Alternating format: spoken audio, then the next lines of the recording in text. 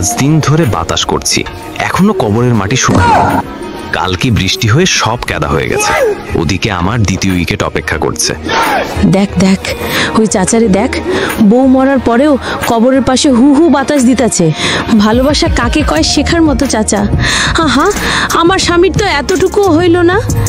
আল্লাহ, তুমি আর পানি দিও, মাটিটা তাড়াতাড়ি শুকিয়ে দাও, না হলে আমার দ্বিতীয় ইনিংস শুরু করতে দেরি হয়ে যাবে।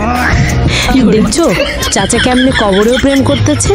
দেখ দেখ চাচার ভালোবাসা দেখ, বউ মরে যাওয়ার পরেও কবরের পাশে এসে বাতাস করছে। আমারে কইছিলি মরলে চোখে পানি আসবো, চাচারে দেখো চোখে পানি না, বউয়ের কবরেই পাখা দিতেছে। চলো আমরা চাচাকে একটু সান্ত্বনা দিয়ে আসি। ওঠেন, কেউ তো চিরদিন বেঁচে থাকে না। চাচা এভাবে ভেঙে পড়লে তো চলবে না। আমরা জানি আপনার খুব কষ্ট হচ্ছে, কিন্তু কেউ তো চিরদিন বেঁচে থাকে না। বউ মরছে আমার, এদের এত ফাটছে কেন?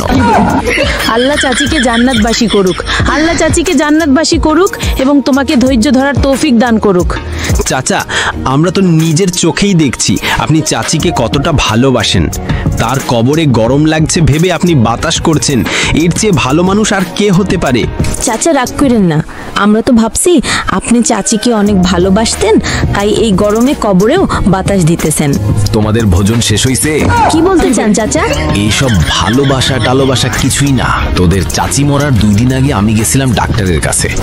ডাক্তার কইল, চাচা এই মাল আর বেশি দিন টিকবো না, বেটার ইউজ ইট ওয়েল। আমি তো শুনেই বুঝলাম গেম শেষ। আমি লগে লগে একটা নতুন মাল বুক করে রাখলাম, বুঝছো? তখন আমি ঘটক পাঠাইলাম। পাড়ার মুরব্বীরা কইল, বউটা মরছে কদিন হয় নাই, কবরের মাটি শুকায় নাই, এই সময় আবার বিয়া। তখন ভাবলাম ঠিক আছে, কবরের মাটি শুকাইলেই বিয়া করুম। তাই এই যে বাতাস দিতাছি, বউরে ভালোবাসা না, কবরের মাটি শুকানোর মিশন। তোরে কইছিলাম পুরুষ জাতি বিশ্বাস করন যায়। এই যে এতক্ষণ চাচারে আদর্শ বানাইলি, দেখ এখন কি কইতাছে। কালকে শুকিয়ে গেছিল, রাতে একটু বৃষ্টি হইয়া কাদা কাদা হইয়া গেছে। আজকে কিন্তু ভুল করি নাই, আজকে আমি লগে পলিথিন নিয়ে আসছি জানোস। দিনে বাতাস দিব, রাইতে পলিথিন দিয়ে মুড়িয়ে যাম, মাটি যেন ঝড় শুকায়। তারপরে আমি ব্যাক টু বেড। সব পুরুষ এক হাড্ডিরে শালা, মুখে প্রেম প্রেম, ভিতরে মাল বুকিং।